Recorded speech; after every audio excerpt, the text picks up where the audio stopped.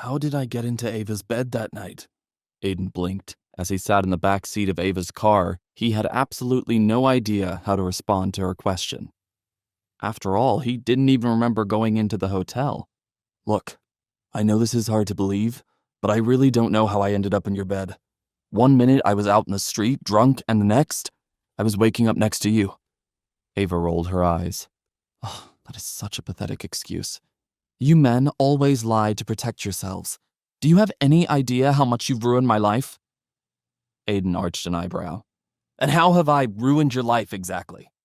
Excuse me? Ava balked. Did you ever think for one moment that maybe, just maybe, I didn't want to marry a delivery boy who I've never met before?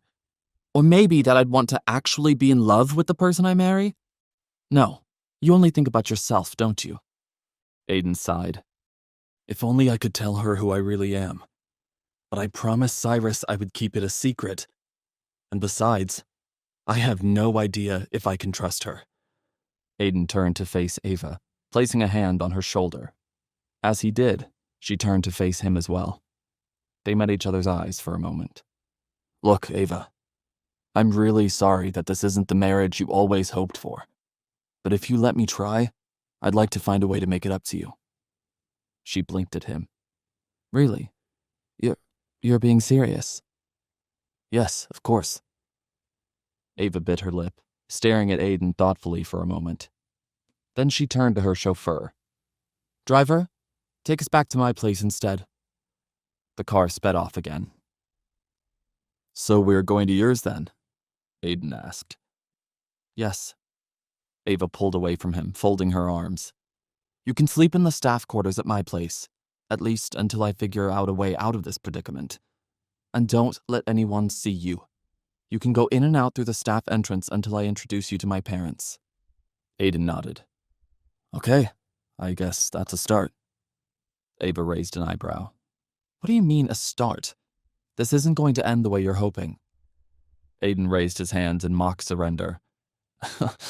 If you say so. But when he flashed her a smile, she smiled back. No, Dad! I'm not leaving you here! That night, Aiden found himself back in the dark alley where his father, Samuel, was killed. He watched as his father pulled himself to his feet, raising his gun to fire at the men standing by his car. As Aiden watched his dad limp away, the faces of the men attacking his father grew clearer, though they were still distorted and blurred. Suddenly, Aiden's vision came into sharp focus. A man with a big scar running down the center of his face fired a gun right at Samuel. No! Aiden cried out. Aiden woke up, once again drenched in sweat. This was the same dream he always had, although this time, he knew the name of the man with the scar. Raymond Castor. Just a dream? Or was it a memory? Could Raymond really be the one who killed my father? Aiden wiped the sweat from his brow. He looked around and remembered he was in the staff quarters of the Stone Mansion, Ava's family home. Then it dawned on him that he had to go to work today. Oh shit! Totally screwed. In the chaos of the previous day, Aiden had completely forgotten about his normal delivery job. Everything Cyrus had told him about the Tiger Group and his father's legacy had completely consumed his thoughts. He quickly threw on his clothes, checking to make sure the large stack of bills Cyrus had gifted him was still there, and headed off to work. Sorry I'm late. I'm here though, and ready to make some deliveries, Aiden called out as he hurried through the front door of the restaurant. Before he could even take 2 steps inside, Eric, Aiden's coworker, blocked his path. Hey there, Aiden. Looks like somebody had little trouble getting into work on time today. Yeah, sorry, I overslept. Oh, don't worry. I already took the liberty of telling the boss for you. He wants to see you in his office. Aiden groaned. Thanks a lot, Eric. He slumped his shoulders and headed to the back room. When Aiden walked in, his boss, a large, imposing man with a thick beard, leaned back in his chair, grimacing. Where have you been? He grumbled. I'm sorry, sir. I got caught up in something. Aiden couldn't tell his boss the truth. He had to keep his identity a secret. Cyrus told him as much. That's your best excuse? Aiden's boss folded his arms. Do you have any idea how behind we are on deliveries because of you? We lost hundreds of dollars worth of business already, and now you have the nerve to just waltz in here like nothing happened? Look, I'm sorry, okay? It won't happen again. Aiden's boss stood up and pointed at the door. Oh, I know it won't happen again, because you're fired. Pack your things and get out. Aiden's jaw dropped.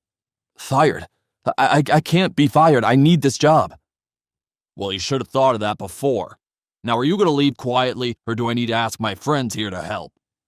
Aiden spotted two tough-looking guys standing outside of his boss's office, presumably there to make sure he left without causing a scene.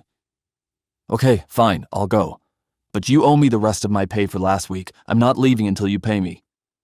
Aiden's boss laughed. Oh, is that so? He snapped his fingers. Guys, show Aiden here to the door. Without hesitating, the two hired thugs started for Aiden. As they approached him, Aiden's instincts took over.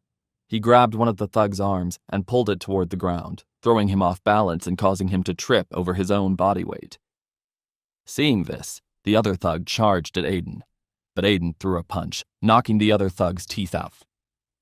The thug fell straight back, landing on the ground with a solid thud. In the blink of an eye, both thugs were lying unconscious on the ground. Aiden's boss sat down in his chair, trembling in fear. Okay, fine. Aiden's boss scribbled on a check on his desk. Here's what I owe you for last week. Now will you just get out of here? Aiden smirked as he took the check. Sure thing. No problem, boss. Thanks for everything. My father always said, when one door closes, another one opens. Aiden thought to himself as he strutted out of the restaurant. Looks like my days as a delivery boy are over. Later that night, Aiden was at his old apartment collecting some of his things when the doorbell rang. That must be the pizza I ordered. He hurried to the door to pay for his food. When it swung open, a scrawny, acne-ridden teen stood in the doorway. That'll be $15.90 for the pizza, the delivery boy said. Aiden smiled to himself. He sort of reminds me of me. The old me. He took the stack of cash Cyrus had given him out of his pocket, pulled out a 20, and then another $100 bill. Here's 20 for the pizza. Keep the change. He placed both bills in the delivery boy's shirt pocket. And here's a little something extra for you. The delivery boy's eyes looked like they were about to pop out of their sockets. $100? Wow, thanks. Without saying another word, he handed the pizza to Aiden and scampered off. Aiden grinned. I can't remember the last time I ordered a pizza for myself. Probably before I met Vanessa. The whole time we were together, she never let us order out. She would always insist we had to save money for a house. Maybe I'm better off without her after all. Suddenly, Aiden's phone rang. He placed the pizza down on his kitchen counter to take the call. The words unknown number flashed across the screen. Hello? Aiden, it's me, Cyrus. The corners of Aiden's mouth curled into a smile. Cyrus, it's good to hear from you. I was beginning to think last night was just a dream.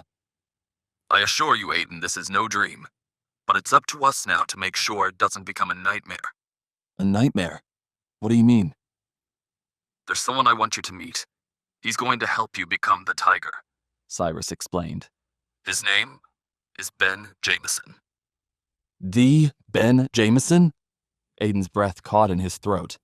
Yes. Do you know him? Aiden scoffed. Know him? Everybody in Chicago knows him. He's one of the most successful entrepreneurs of the last decade. Well, now he works for you, Aiden. What? Ben Jameson works for me? That's right. Jameson is one of our key contacts in the Tiger Group, and he can help you take back what's rightfully yours.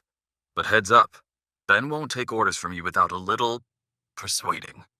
How can someone like me persuade Ben Jameson of anything? Aiden wondered out loud.